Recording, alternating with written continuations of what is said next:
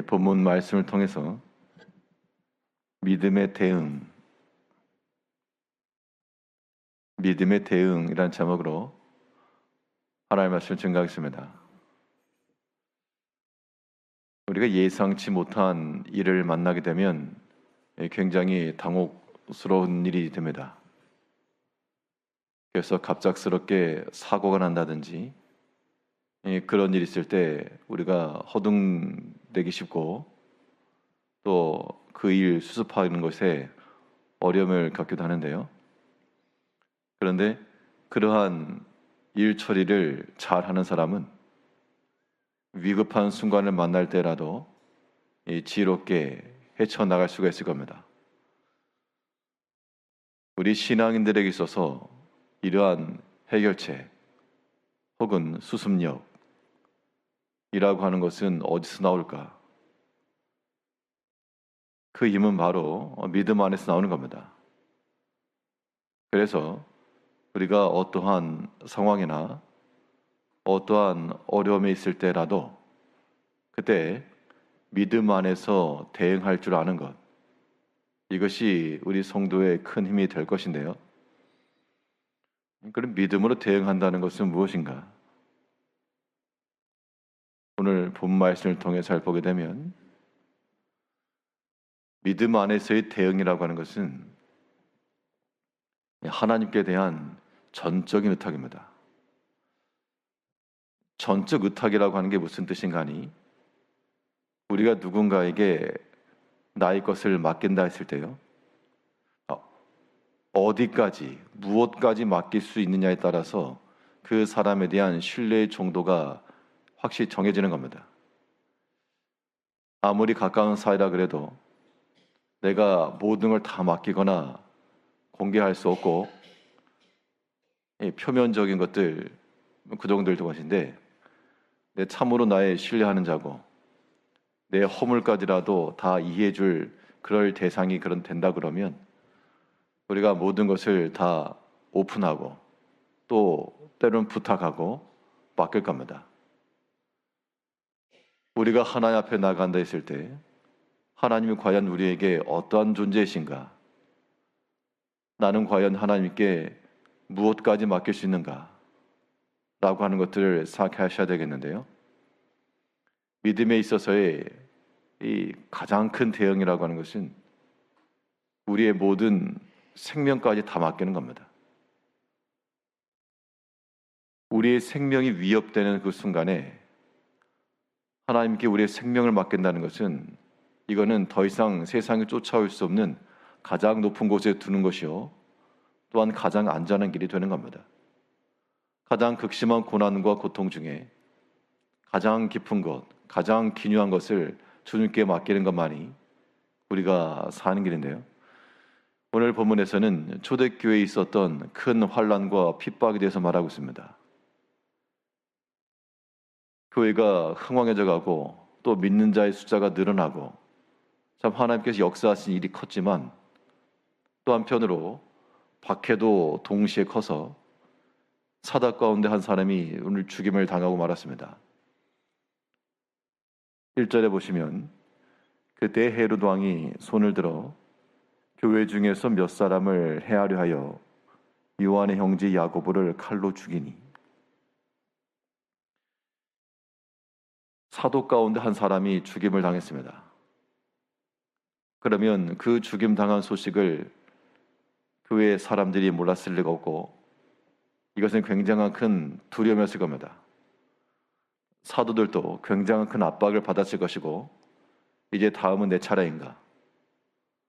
교회 내에서 어떤 성도 한 분이 병으로 인해서 돌아가시기만 해도 굉장한 사건이고 또 마음이 아프고 그런 건데, 믿는 일 하다가 이 주변의 사람들이 잡아서 죽였다. 이 굉장한 큰 시험거리라는 겁니다. 이럴 때 어떻게 대응할 것인가? 그 당시 교회와 성도들은 어떻게 대응하였는가? 다 뿔뿔이 흩어지고 도망한 것이 아니라 밑에 보게 되면 여전히 그 자리에 있었고요. 이것은 결국 큰 시험이 일어나서 사도들의 생명을 해하는 그때라도 그 생명해야 하는 것을 두려워하지 않고 자신의 생명을 전적 주께 의탁하고 여전히 믿음 가운데 서 있었던 것을 보여주고 있습니다. 그러니까 가장 어려움의 때는 가장 죽을 길을 찾는 게 사는 길이란 말도 있죠. 죽을 길을 찾는다는 게 무슨 말인가? 생명까지 맡기는 겁니다.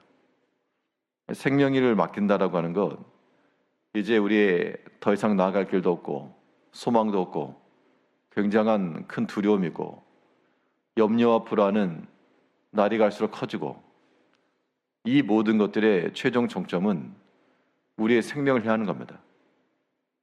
이때 우리가 바람에 한 장 남은 나뭇잎처럼 버둥버둥 거릴 게 아니라 전적으로 다 주께 의탁하고 사람의 생명 또한 주께 있음을 믿고 다 맡겨버리면 거기서 이제 또한 평안이 찾아온다는 겁니다. 생각지도 못했던 그런 평안과 담대함이 하나님께 전적 맡긴 그 신뢰 속에서 나오게 되는 겁니다. 어떻게 보면 역설이기도 하고요.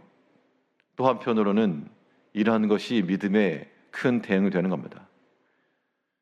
이제 우리의 모든 삶 가운데 우리가 생각지 못하고 또한 기대치 아니하였던 그러한 시험의 때가 있기 마련입니다.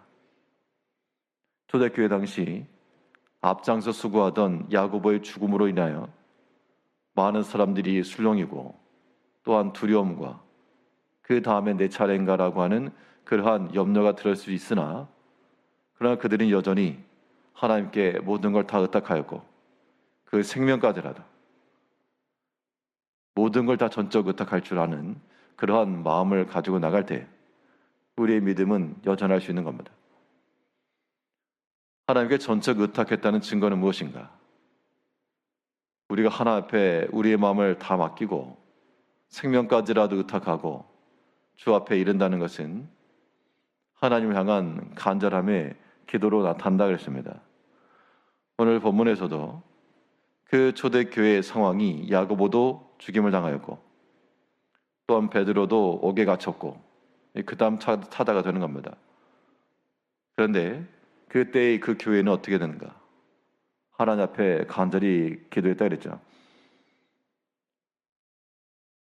5절을 보게 되면 이에 베드로는 옥에 갇혔고 교회는 그를 위하여 간절히 하나님께 기도하더라. 믿음의 대응이라고 하는 것은 여기 있습니다. 이제 우리 개개인마다 가정마다 교회마다 우리의 큰 시험이 일어나기 마련이죠. 시험이 일어날 것을 기대하고 있던 것도 아니고 또 그것을 바라고 있는 것도 아닙니다. 그런데 현실 세계에서 그런 일이 벌어진다는 얘기죠. 그럴 때 우리 대응은 원인을 가지고 나서 서로 다툴 것이 아니고 우리는 하나님 앞에 기도하는 모습으로 나가야 됩니다. 베드로는 옥에 갇혔고 교회는 그를 위하여 간절히 기도하더라. 여기서는 어느 한 개인만 아니고요. 그 교회 성도 전체의 합심한 그런 기도를 보여주고 있습니다. 이제 우리가 어떤 상황에서나 어떤 어려움이 있을지라도 또 그 문제가 해결되지 않았어도 또 해결될 방법도 없고 길도 없을지라도 여전히 하나님 앞에 기도하는 것은 하나님이 유일한 대책이요 또한 방법이요 길이라고 하는 것을 믿고 가는 겁니다. 이게 믿음의 대응이죠. 어떤 삶의 어떤 환경 속에서라도 하나님을 향한 소망을 잃지 마시고 낙담이 클 때마다 우리의 생명까지라도 생명 맡긴다는 얘기는 다 맡긴다는 겁니다. 그러면 그때부터 우리 가운데는 하나님의 평안이 주시고 이미 다 맡겼고 나는 이제 더 이상 내가 할 게 없기 때문에 온전히 맡기는 겁니다. 그 마음속에서 하나님 앞에 간절히 구하여 하나님께서 또한 역사해 주시고 도와주시고 살펴주시고 은총 주시기를 구하는 것, 이것이 우리의 믿음의 대응력인 줄 알고 또 오늘 하루 동안에도 우리 어떤 일 가운데 있을지라도 우리 원치 아니한 시험이 있을 때라도 우리가 마음을 다하여 하나님 앞에 구하며 간절히 구하여 하나님 안에서 믿음으로 모든 일들을 다 대응해 나갈 수 있는 그러한 성도님들이 되시길 바라겠습니다. 기도하겠습니다.